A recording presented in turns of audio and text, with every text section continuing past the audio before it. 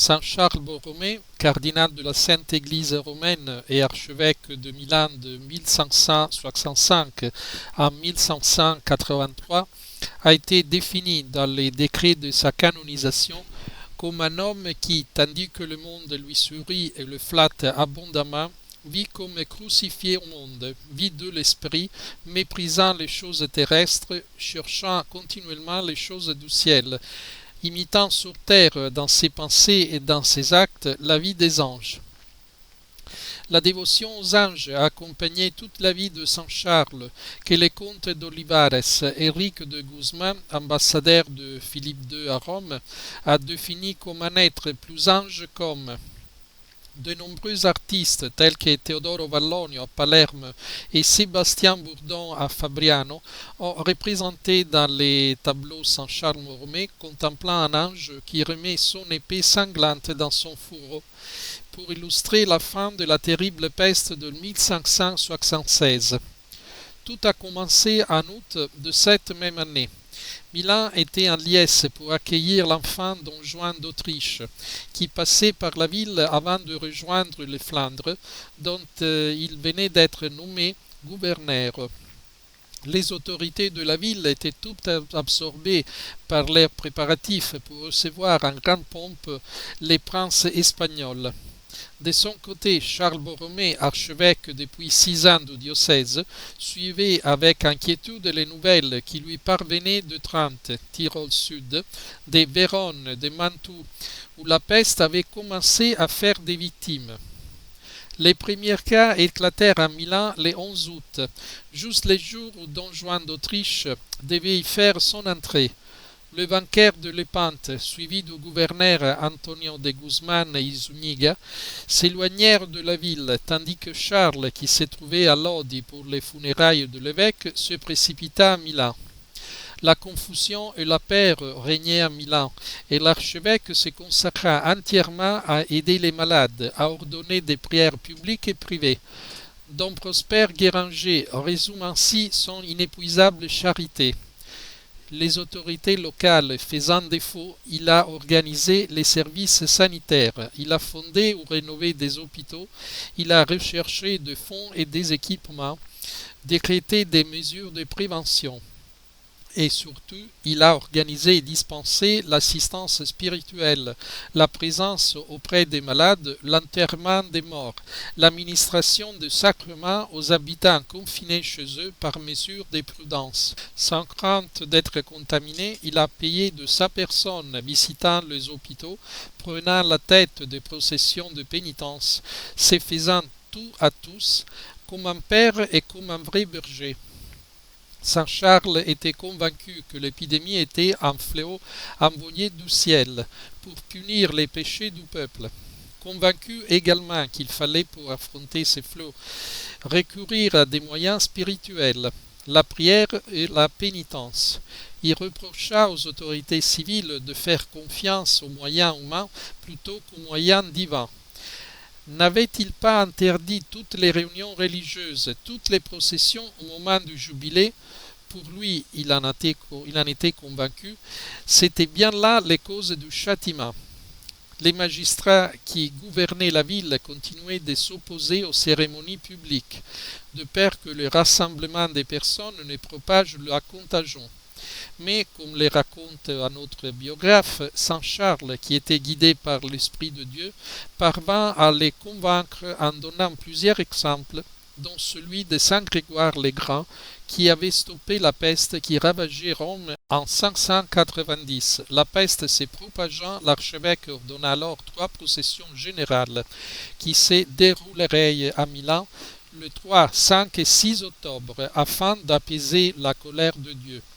Le premier jour, le saint, bien que l'on ne fût pas en temps de carême, imposa les cendres sous la tête de milliers de personnes rassemblées, appelant à la pénitence.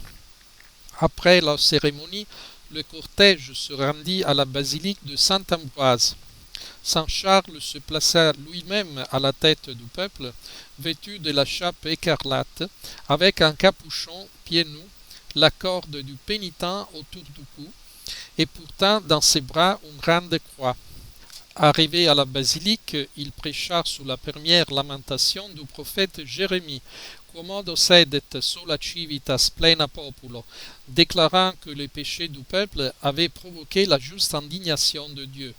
La deuxième procession, toujours dirigée par le cardinal, se dirigea vers la basilique de San Lorenzo Maggiore. Dans son sermon, Saint Charles appliqua à la ville de Milan le songe de Nabuchodonosor, dont parle le prophète Daniel, montrant que la vengeance de Dieu s'était abattue sur elle. La procession du troisième jour se rendit du Duomo à la basilique de Santa Maria près de San Celso. Saint Charles portait dans ses mains la relique du Saint-Cloud de notre Seigneur, offert par l'empereur Théodose à Saint-Ambroise au Ve siècle. Il clôtura la cérémonie par un sermon intitulé Peccatum peccavit Jérusalem. La peste ne montrait aucun signe de diminution et Milan semblait dépeuplé, car un tiers des citoyens avaient perdu la vie, et les autres étaient en quarantaine ou n'osaient pas quitter leur pénate. L'archevêque ordonna alors qu'une vingtaine de colonnes de pierre surmontées d'une croix soient érigées sur les places principales et les carrefours de la ville afin de permettre aux habitants de chaque quartier de participer aux messes et aux prières publiques en regardant par la fenêtre de leur maison. L'un des protecteurs de Milan était Saint Sébastien, les martyrs auxquels les Romains avaient recouru lors de la peste de l'année 672.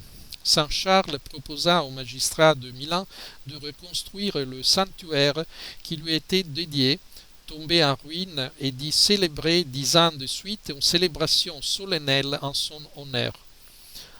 Enfin, en juillet 1577, la peste s'arrêta et en septembre fut posée la première pierre du temple civique de Saint Sébastien. C'est là que le 20 janvier de chaque année, une messe est encore célébrée de nos jours pour commémorer la fin du fléau. La peste de Milan de 1576 fut ce que le sac de Lansknecht avait été pour Rome 50 ans plus tôt, une punition, mais également une occasion de purification et de conversion.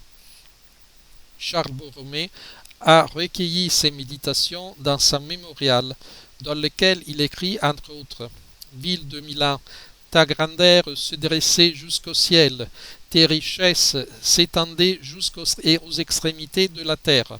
Et voici que soudain fondit sur toi du ciel la peste, qui est la main de Dieu, et en un clin d'œil ton orgueil a été abaissé. » Les saints étaient convaincus que tout cela était dû à la grande miséricorde de Dieu.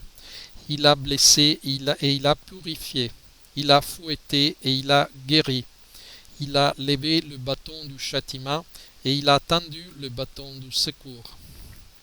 Saint Charles Borromée est décédé le 3 novembre 1584 et il fut enterré dans la cathédrale de Milan.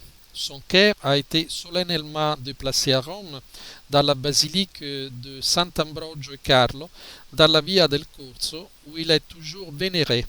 D'innombrables églises lui sont consacrées, dont la majestueuse Karlskirche de Vienne, édifiée au XVIIIe siècle comme ex-voto par l'empereur Charles VI, qui avait confié la ville à la protection du saint lors de la peste de 1713. Au cours de ces 18 années de gouvernement du diocèse de Milan, l'archevêque Borromeo s'est consacré avec tout autant de vigueur à la lutte contre l'hérésie, qu'il considérait comme le fléau de l'esprit.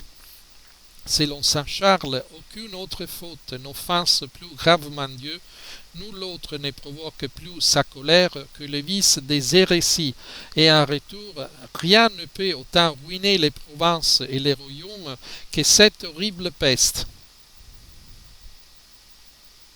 Saint Pie X, citant cette phrase, a défini saint Charles Borromée modèle du troupeau et des bergers des temps modernes, défenseur et conseiller infatigable de la véritable réforme catholique contre ces novateurs récents, dont l'intention n'était pas la réintégration, mais plutôt la déformation et la destruction de la foi et de mœurs.